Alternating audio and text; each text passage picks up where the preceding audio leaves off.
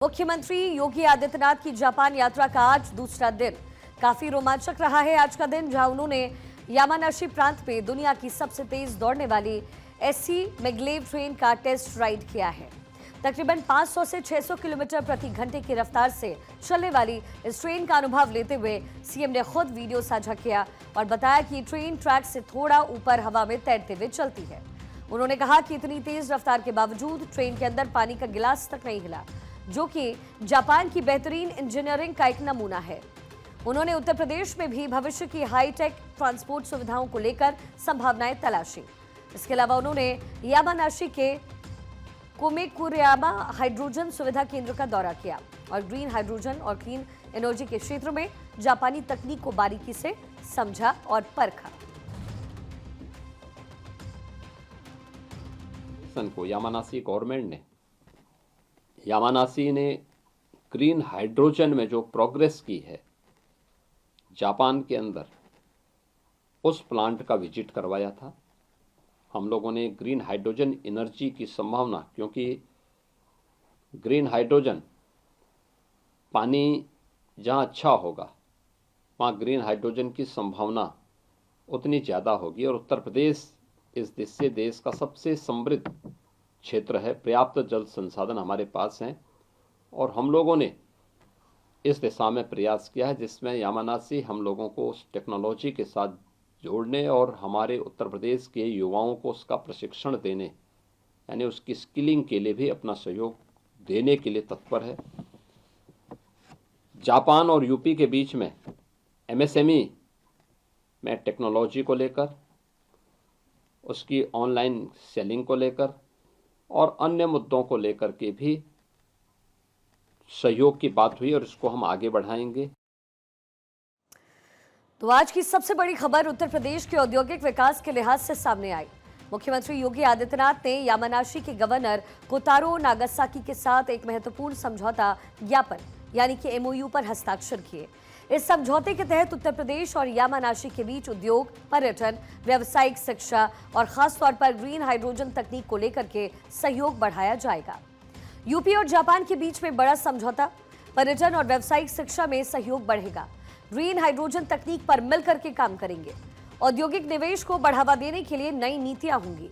Yamanashi और उत्तर प्रदेश के बीच में सांस्कृतिक आदान प्रदान होगा। रोड शो आज जापान के एक प्रमुख प्रांत यामानाशी में आज संपन्न हुआ है, जिसमें भी निवेशकों की एक अच्छी खासी संख्या, दोनों जगह मिलाकर के अगर देखें तो लगभग 450 से 500 निवेशक और वित्तीय संस्थानों की चेयरमैन और सीईओ इन दोनों कार्यक्रमों में आए। फिनटेक, मेडटेक, डीपटेक के मुद्दे को लेकर के काफ़ी पॉजिटिव वार्ता हमारी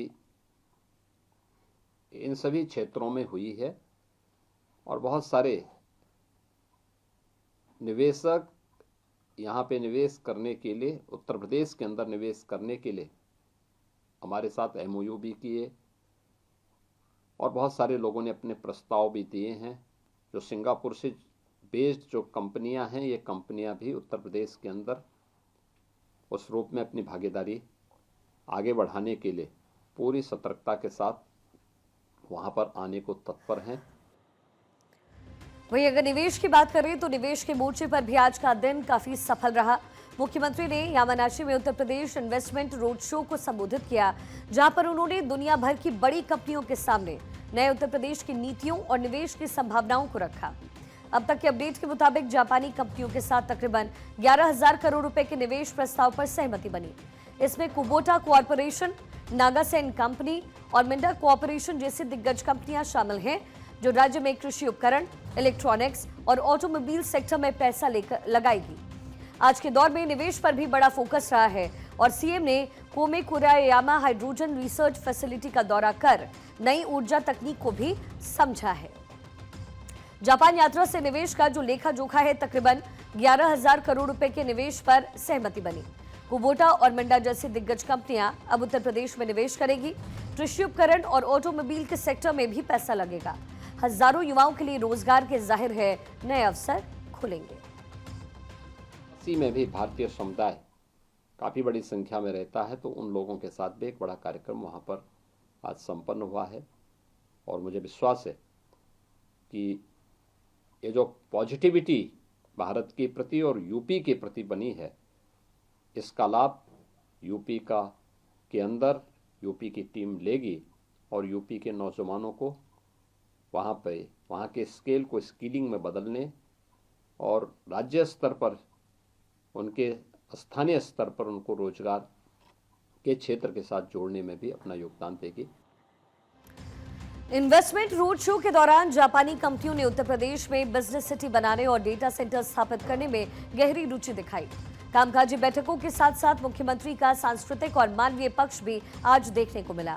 यामानाशी में उन्होंने भारतीय समुदाय के लोग और बच्चों से मुलाकात की, जहां विदेशी धरती पर जय श्री राम के नारों के साथ उनका स्वागत हुआ। मुख्यमंत्री ने वहां के एक पब्लिक स्कूल का भी दौरा किया और छात्रों के साथ समय भी बिताया। उन्होंने भारतीय प्रवासियों को संबोधित करते हुए कहा कि वो उत्तर प्रदेश के ब्रांड एम्बेसडर हैं और राज्य के विकास में उनकी भूमिका बहुत महत्वपूर्ण है। मुख्यमंत्री अब उत्तर प्रदेश में जापानी निवेश को धरातल पर उतारने के लिए अधिकारियों के साथ समीक्षा बैठक करेंगे। खासतौर पर नोएडा के पास 500 एकड़ में प्रस्तावित जापान इंडस्ट्रियल सिटी को लेकर के जापानी अधिकारियों से ठोस बातचीत आगे बढ़ी है। मुख्यमंत्री का यह दौरा कल खत्म होगा और माना जा रहा है कि इस यात्रा से यूपी के लॉजिस्टिक्स, सेमीकंडक्टर और डेटा सेंटर जैसे क्षेत्रों में क्रांति आएगी। सरकार का टारगेट इस दौरे के जरिए राज्य को $1 ट्रिलियन की इकोनॉमी बनाने की ओर तेजी से कदम बढ़ाना है।